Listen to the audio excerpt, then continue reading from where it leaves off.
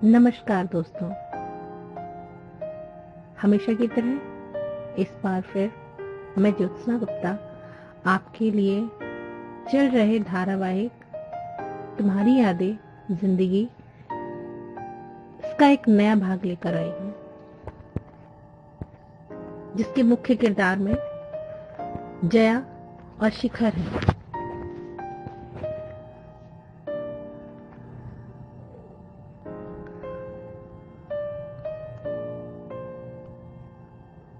जया का मन अब एक अलग ही उड़ान उड़ रहा था। घर में विवाह संबंधी बातें होने लगी थी।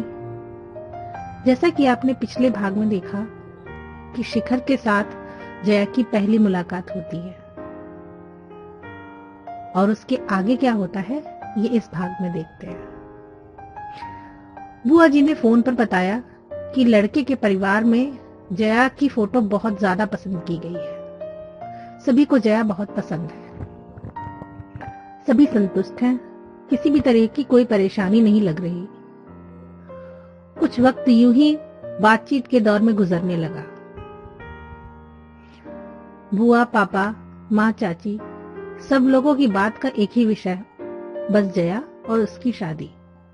इसमें क्या लेना है, उसमें क्या देना है, कौन सी चीज कहां से ली जाएगी, दिन रात बस यही बातें होती।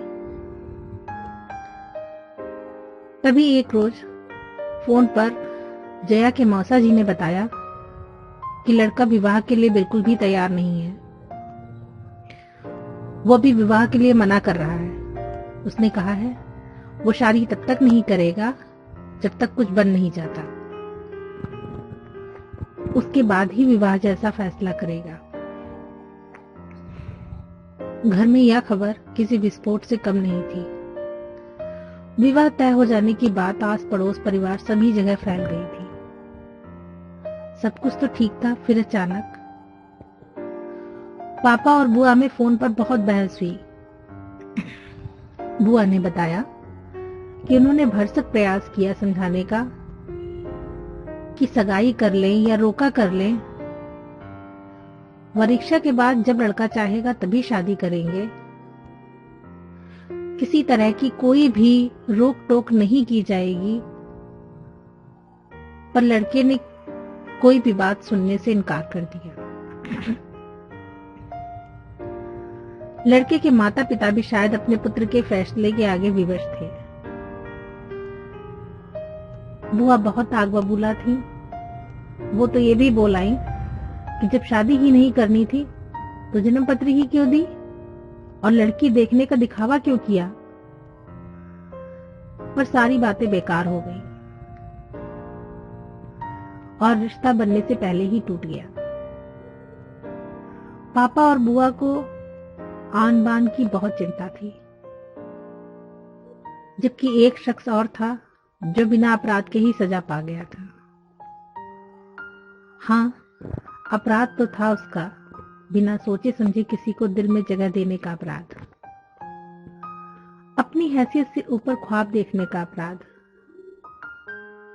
इतनी तो खूबसूरत नहीं थी कि वो तुझे देखे और फिर देखे बगैर रह ना पाए। जया मन में सोच रही थी, ऐसा क्या खास था तुझमें जो वो देखने के बाद इनकार ना करता, और हाँ या ना कहने का अधिकार तो था ना उसके पास। उसने कब बोला था कि वो विवाह करेगा ही।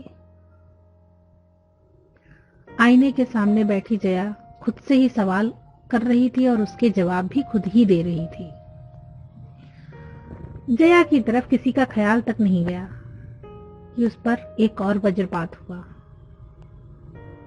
विधाता की लेखनी में धार बहुत है और ये इतने तीखे वार करता है कि इंसान रो भी नहीं पाता और सो भी नहीं पाता। जीजी, लोग तरह तरह की बातें करने लगे हैं बिटिया को लेकर। ऐसा क्या हुआ जो लड़की को देखने के बाद छोड़ दिया? हमने उसे पढ़ने को बाहर भेजा ना, तो उसमें नुक्स निकालने लगे हैं। अब तो जीना ही मुश्किल हो गया। जया के पापा फोन पर बुआ को अपनी तकलीफ बता रहे थे। उनकी आंखें भर आई थीं। दूसरी तरफ से बुआ भी बोल रही थी, भैया मैं कल ही एक अच्छा रिश्ता देख आई हूँ, घर और वर दोनों अच्छे हैं। अब ये भी मेरे मान की बात हो गई है, इसी महीने और यहीं इसी शहर में अपनी बेटी का ब्याह करके लाऊंगी। तुम बिल्कुल परेशान मत हो, मैंने उनको फोटो दिखा दी है, सबको लड़की बहुत पसंद है। तुम बस आकर लड़का देख जाओ तो आगे बात बढ़ा दो, और लड़की देखने जैसा दिखावा भी नहीं कुछ करना होगा। अरे जीजी कैसी बात कर रही हो, आपकी बात मैंने कभी काटी है क्या? आपने देखा समझो मैंने देखा, आप ही बात पक्की कर दो, पापा ने तेज स्वर में कहा, खुश होकर के। जया हतप्रभ सी खड़ी एकटक देखती रह गई, कान जैसे सुन्न हो गए, पैर अपनी जगह पर स्थिर और शरीर ने जैसे उसका साथ छोड़ दिया। वो अपनी जगह पर खड़ी खड़ी ही गिर गई। होश आया तो देखा माँ पास बैठी थी सिरहाने, परेशानी थी उनके माथे पर होश में आया देखकर खुश हो गई। अब कैसा लग रहा है मेरी लाडो? कितनी बार बोला सही से खाना खाया कर, पर तू बहुत लापरवाह है। अब आ गया ना चक्कर, देख हम सब कितना डर गए थे। जब डॉक्टर ने कहा कि ठीक है तब जाकर जान में जान आई।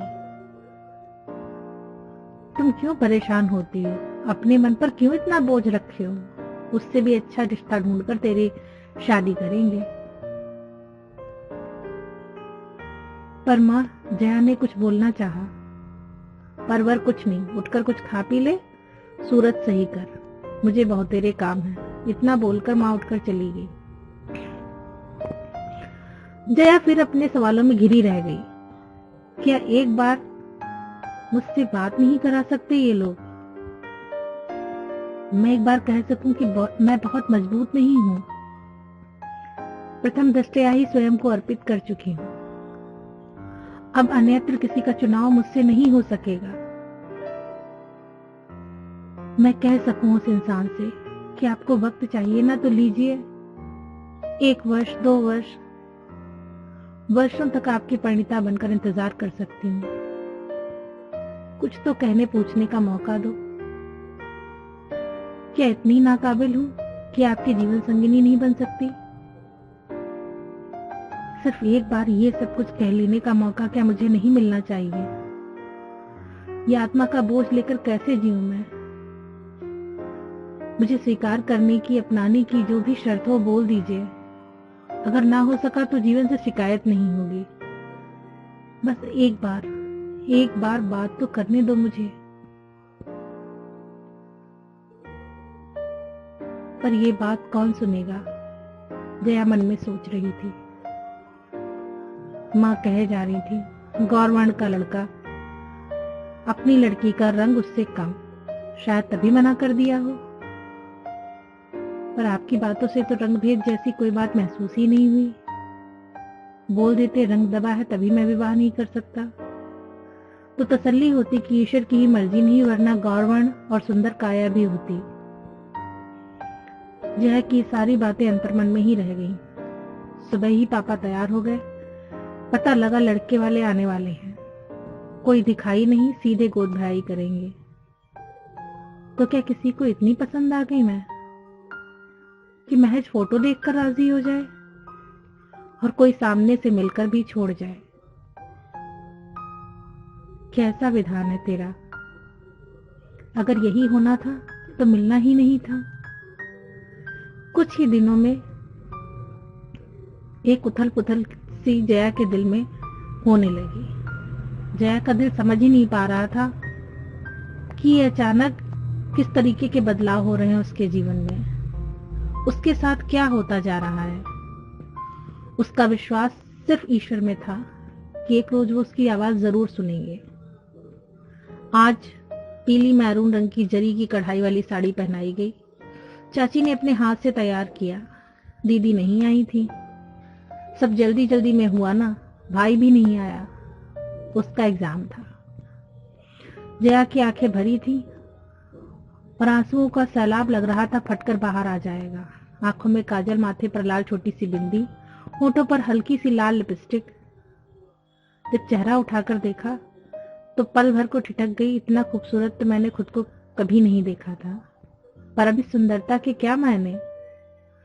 जया का मन उस वक्त भी बोल रहा था, काश कोई करिश्मा हो जाए, आने वाला कोई और ना होकर वो ही हो। क्या ऐसा जादू मेरी जिंदगी में नहीं हो सकता? अगर ऐसा कर दो ना भगवान, तो फिर आपसे कभी कुछ नहीं मांगूंगी। सब तैयारियों में जुटे थे, पर जया ईश्वर के किसी करिश्माई जादू के इंतजार में। काश की जिंदगी भी कोई फिल्मी कहानी जैसी होती। देखते हैं अगले भाग में जया की जिंदगी में क्या होता है। धन्यवाद। मुझे स्वीकार करने की, अपनाने की जो भी शर्त हो बोल दीजिए। अगर ना हो सका तो जीवन से शिकायत नहीं होगी। बस एक बार बात तो करने दो मुझे। पर ये बात कौन सुनेगा, जया मन में सोच रही थी। माँ कहे जा रही थी, गौरवर्ण का लड़का, अपनी लड़की का रंग उससे कम, शायद तभी मना कर दिया हो। पर आपकी बातों से तो रंग भेद जैसी कोई बात महसूस ही नहीं हुई। बोल देते रंग दबा है तभी मैं विवाह नहीं कर सकता, तो तसल्ली होती कि ईश्वर की ही मर्जी नहीं, वरना गौरवर्ण और सुंदर काया भी होती। जया की सारी बातें अंतर्मन में ही रह गईं। सुबह ही पापा तैयार हो गए। पता लगा लड़के वाले आने वाले हैं। कोई दिखाई नहीं, सीधे गोद भराई करेंगे। तो क्या किसी को इतनी पसंद आ गई मैं कि महज फोटो देखकर राजी हो जाए और कोई सामने से मिलकर भी छोड़ जाए। कैसा विधान है तेरा। अगर यही होना था तो मिलना ही नहीं था। कुछ ही दिनों में एक उथल पुथल सी जया के दिल में होने लगी। जया का दिल समझ ही नहीं पा रहा था कि ये अचानक किस तरीके के बदलाव हो रहे हैं उसके जीवन में। उसके साथ क्या होता जा रहा है। उसका विश्वास सिर्फ ईश्वर में था कि एक रोज वो उसकी आवाज जरूर सुनेंगे। आज पीली मैरून रंग की जरी की कढ़ाई वाली साड़ी पहनाई गई। चाची ने अपने हाथ से तैयार किया। दीदी नहीं आई थी। सब जल्दी जल्दी में हुआ ना, भाई भी नहीं आया, उसका एग्जाम था। जया की आंखें भरी थी और आंसुओं का सैलाब लग रहा था फटकर बाहर आ जाएगा। आंखों में काजल, माथे पर लाल छोटी सी बिंदी, होठों पर हल्की सी लाल लिपस्टिक। जब चेहरा उठाकर देखा तो पल भर को ठिठक गई। इतना खूबसूरत तो मैंने खुद को कभी नहीं देखा था। पर अभी सुंदरता के क्या मायने। जया का मन उस वक्त भी बोल रहा था, काश कोई करिश्मा हो जाए, आने वाला कोई और ना होकर वो ही हो। क्या ऐसा जादू मेरी जिंदगी में नहीं हो सकता? अगर ऐसा कर दो ना भगवान, तो फिर आपसे कभी कुछ नहीं मांगूंगी। सब तैयारियों में जुटे थे, पर जया ईश्वर के किसी करिश्माई जादू के इंतजार में। काश की जिंदगी भी कोई फिल्मी कहानी जैसी होती। देखते हैं अगले भाग में जया की जिंदगी में क्या होता है। धन्यवाद। तो पल भर को ठिठक गई। इतना खूबसूरत तो मैंने खुद को कभी नहीं देखा था। पर अभी सुंदरता के क्या मायने। जया का मन उस वक्त भी बोल रहा था, काश कोई करिश्मा हो जाए, आने वाला कोई और ना होकर वो ही हो। क्या ऐसा जादू मेरी जिंदगी में नहीं हो सकता? अगर ऐसा कर दो ना भगवान, तो फिर आपसे कभी कुछ नहीं मांगूंगी। सब तैयारियों में जुटे थे, पर जया ईश्वर के किसी करिश्माई जादू के इंतजार में। काश की जिंदगी भी कोई फिल्मी कहानी जैसी होती। देखते हैं अगले भाग में जया की जिंदगी में क्या होता है। धन्यवाद। कहानी जैसी होती। देखते हैं अगले भाग में जया की जिंदगी में क्या होता है। धन्यवाद। धन्यवाद।